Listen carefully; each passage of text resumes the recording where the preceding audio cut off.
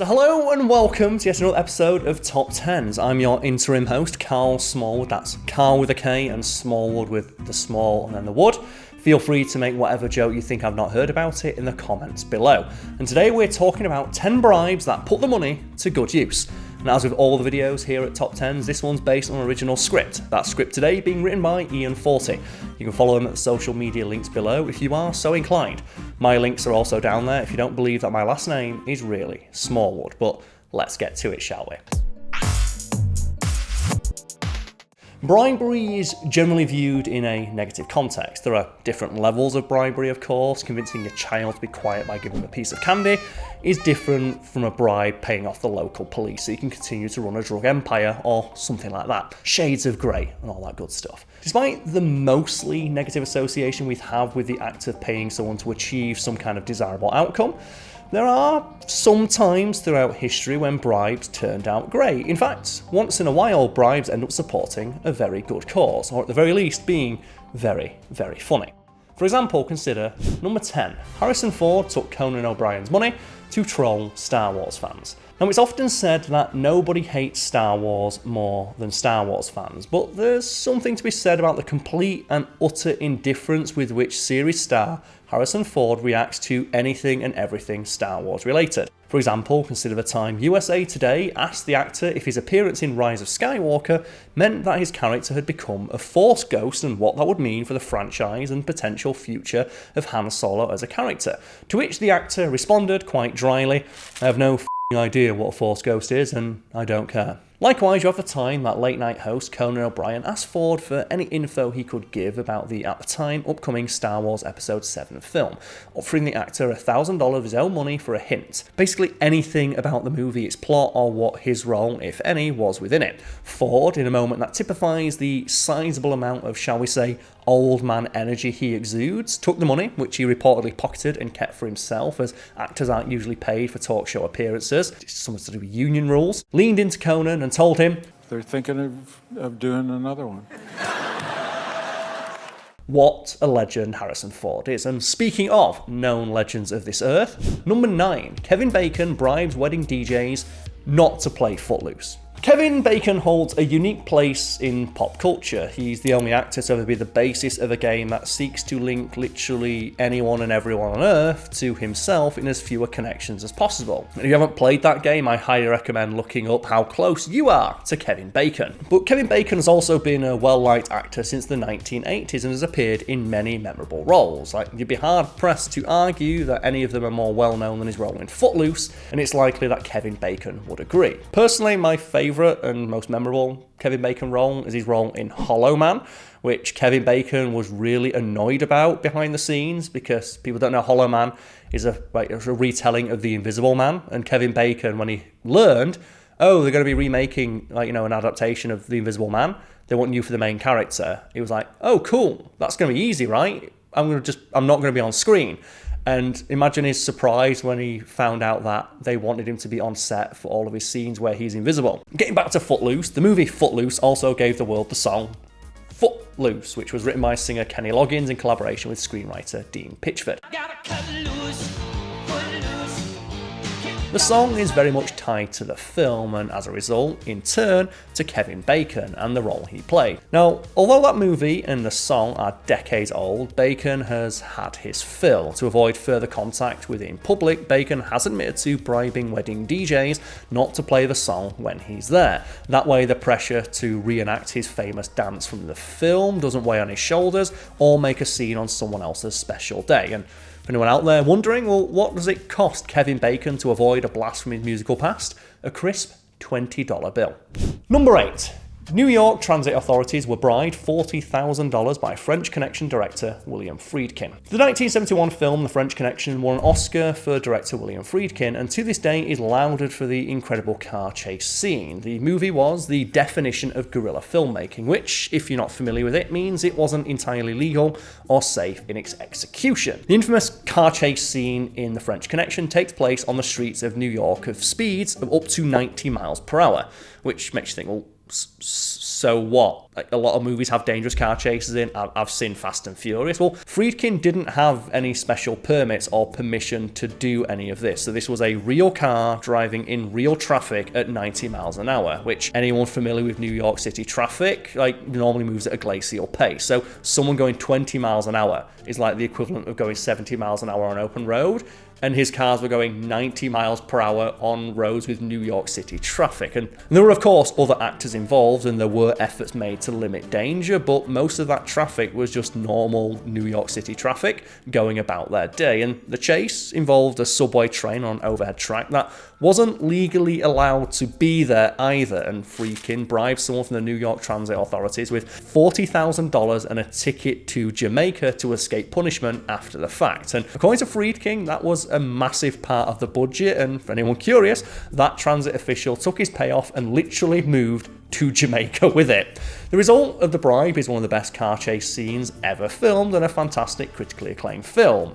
Just one that wildly endangered everybody involved, including the actors and people behind the scenes. Moving on. Number 7. Antoine Augustin Parmentier let thieves bribe his potato guards to popularise the potato. So how do you get people to eat something they just don't want to eat? For most people, the answer is just cover it in cheese or ketchup. But back in the 1700s, before these things were invented, Antoine Augustin Parmentier, which is the Frenchest name I've ever pronounced, had to be more, shall we say, creative in his quest to get people to try the humble potato.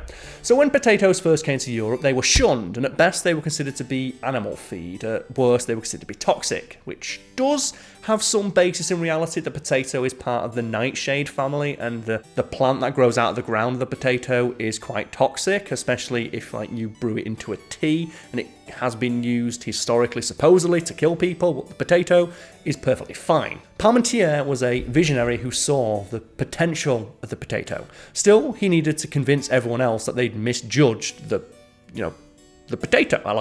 The word potato is very fun to say. So what he did is he made fancy potato dishes for the upper classes to convince them that the potato was a very fancy and wholesome dish. But then he needed to get the poor people involved too. So Parmentier paid guards to protect his potato crop. This would make people believe that the crop had some value that they weren't aware of. But then he also paid those same guards to take bribes from thieves and let them take the potatoes, because nothing is more desirable than something you've been told you cannot have. And it also resulted in his guards being paid twice. The plan worked out, and the potato very quickly became a staple of the French diet, and that spread around the world. Moving on, number 6. Cops in Thailand are bribed to, paradoxically, not accept bribes. So we're going to put this diplomatically. The police are far from infallible and incorruptible, and this is largely true around the world, with varying levels of corruption being displayed by various police forces. But the police in Thailand take this one step further, with corruption being so ingrained in the country's police force that tourist blogs will tell you to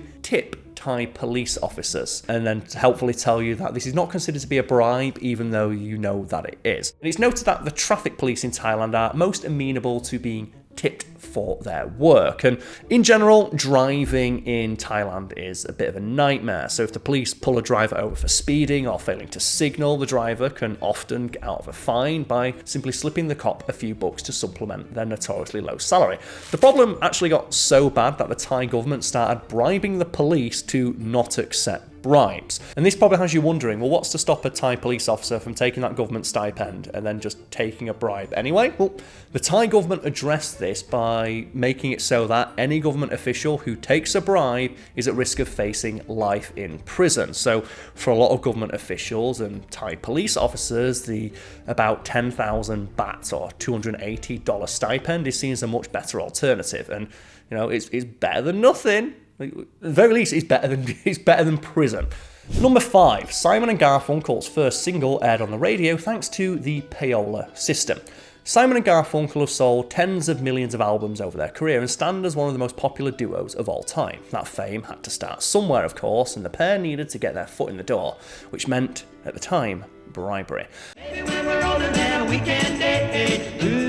So their first single, Hey Schoolgirl, was recorded when the guys were just 15 and was released as a single in 1957, but it needed airplay. Their label bribed a local DJ called Alan Freed about $200 to get him to play the song on his nightly radio show, and it quickly moved into regular rotation, kicking off the band's career. And the payola system has been one that's been present in music for a long time. It's not really a big deal anymore, although it still kind of happens with, like, record companies having direct lines to the places that play music, although with the advent of things like streaming and social media, it's more possible for just an artist to get airplay without having to resort to such tactics. But there have been a few cases in history where, this system has been used for good, like the aforementioned Simon and Garfunkel story. And there's also the story of Bohemian Rhapsody. The record label heavily advised Queen to edit because they didn't think the song would work on a radio because it was too long and it had too many changes in tone and register, which Freddie Mercury was not happy about. Mamma mia, mamma mia, mamma mia, let me go.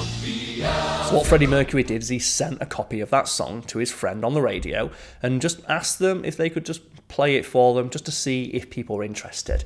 And the radio DJ did one better, and just throughout the evening of their nightly radio show would play snippets from the song. And anyone who's familiar with Bohemian Rhapsody is likely already aware that the song, it changes quite a bit. It has a hard rock section, it has the orchestral section, it has a piano interlude, and throughout the evening that DJ played different snippets of the song, each time claiming that their finger slipped, and then informed the audience at home that all of the wildly different clips they just heard were from the same song, which of course led to hundreds of people calling in hoping to hear that song, which the radio DJ helpfully did, playing the song 5 times in a row. A week later, Bohemian Rhapsody was a number 1 hit. Moving on, number 4, George Washington bribed voters with booze. Political bribery is one of the most infamous kinds of bribery out there, and it's something we try to keep control of, or at least we pretend to keep control of it. Whether it's true or not, no one likes to admit that their government officials are bought and paid for, so most democracies make a show of being against such things. So back in the day, maybe the rules were a little more lax, and maybe low-key bribes were a little more tolerable. For instance, while a stack of cash may have been frowned upon, surely a few drinks between friends wasn't anything too bad, right? George Washington believed that a buzzed electorate was a supportive electorate, and his first election win was attributed to, among other things, supplying 144 gallons of various kinds of booze to voters. After losing an earlier election that he ran dry, he took advantage of the local pubs to bribe the voters with half a gallon of drink for every vote he received, which was enough to get him into office. And I'm reminded of a similar story from many, many years later about a guy called Charlie Wilson, a famous politician who first dipped his toes into the world of politics when he was about 14, 15, and his neighbour put glass into his dog's food, killing it. And he was so annoyed that he found out that this neighbour was running for local office, and he was not about to let this person have any modicum of power. So what Charlie Wilson did is he had access to a car because he had he got his really early license because he worked on a farm or something like that, and he just ferried people from low income areas to the local polling place, and didn't influence people. He just, before they got out of the car, informed them that one of the people on the ballot had killed his dog, and then told them he'd be there to pick them up in an hour. And then drove to another area, picked up some more people, dropped them off, and once again informed them that one of the people on the ballot had killed his dog, and to vote accordingly. And his neighbour lost the election by about 20-30 votes. Let's move on now to number 3. Lincoln bribed congressmen with patronage to support anti-slavery. So many people would likely list Lincoln among the best presidents of all time. His legacy is one not just of a hell of a dresser, but the great emancipator and a stand-up sort of guy. He was also really good at wrestling, but again, story for another day. But that didn't mean he was above greasing the wheels of anti-slavery with some bribes to reach his goals. Sometimes you've got to get your hands dirty if you want to make good things happen. In Lincoln's case, he wasn't doling out cash necessarily, but he had a way with patronage. In order to get support for his anti-slavery positions, Lincoln had to make promises. We call it patronage because that sounds fairly civilized, but it's bribery by another name. Lincoln promised favours and lucrative appointments to congressmen and others in key positions if they agreed to support him. And this was done largely through proxies, so Lincoln didn't necessarily deal with anybody and get his hands dirty directly, but the effect was all the same. The people got their patronages and Lincoln got his votes. Number 2, the bacon memes were the result of the pork industry bribing everybody. So if you've been online since at least 2009, it will seem like a betrayal of everything you hold dear. Do you remember when bacon was a meme? Like that short period where you couldn't swing a cat on the internet without hitting some kind of bacon thing. The LA Times wrote articles about it, and you had bacon-infused products like bacon soap and bacon vodka, and just you couldn't, if you were a guy with a beard in 2009, you would get some kind of bacon-infused product for Christmas. Bacon is good for me. This is very mean. What seemed like it might have been a weirdly obsessive but organic love of cured meat that soon became annoying overkill was nothing of the sort, and was actually a pre-planned pork attack on all of us, funded by piggy-themed bribes. So the health food craze of the 80s pretty much gutted the pork industry. Pork bellies used to be a reliable commodity, and they tanked so brutally because no one wanted to eat salty, fatty things anymore. So the pork board set to work on restaurants, trying to convince them to produce new dishes that use bacon to enhance flavour. Because bacon was so cheap, restaurants took to it quite quickly, especially with pork industry lobbyists paying to get it out there, and it was an easy way to make bad food taste good. And this gave rise to things like the Wendy's Baconator and like-minded fast food offerings. And this in turn spread to food bloggers, who spread it to novelty sites that would offer a range of quirky bacon offerings in an over-the-top effort to make a buck off the concept. And you know, it just rolled into itself and eventually became just the bacon phenomenon. Finally, number one. England spent $200 million bribing to keep Spain out of World War II. So there's a bit of hyperbole involved in the name World War, since the entire world wasn't really involved in either war, although a lot of it was. A handful of countries remained annoyingly aggressively neutral, although it's kind of debatable how neutral they technically were, but officially they were not meant to be involved, and one of the largest countries to hold the status of neutral was Spain. And you can make a case that if Spain was an active participant in the war, a lot of battles could have, shall we say, gone differently, but the reason they remained on the sidelines was strictly business. The fact that England paid out a $200 million bribe was probably a big part of that. Spain assured Britain that the country was in danger of siding with the Nazis unless cash kept flowing, so money did. That money flowing through Swiss accounts that was paid out to Spain. And the money was supposedly filtered into Spain to fund the arresting of various parties who were trying to convince Franco to join Hitler, but there's no way to know how true that might have been, and either way, the result was the same. Money went into Spain, Spain stayed neutral, Spain stayed out of the war, and the Nazis lost. And we don't really know how history would have gone down if that wasn't the case, but it's fascinating to think about, right? Speaking of fascinating, if you enjoyed this video, why not go give the author Ian Forty a follow on social media? Their socials are all linked below, as are mine. And as I always like to say, if you like the video, leave a like. If you've got anything to say about it or suggestions and feedback for stuff we can do in the future, let us know in the comments, and subscribe for more content like this. Go out there and have the day you deserve. Cheers. Or cheese. No, cheers. That joke was terrible.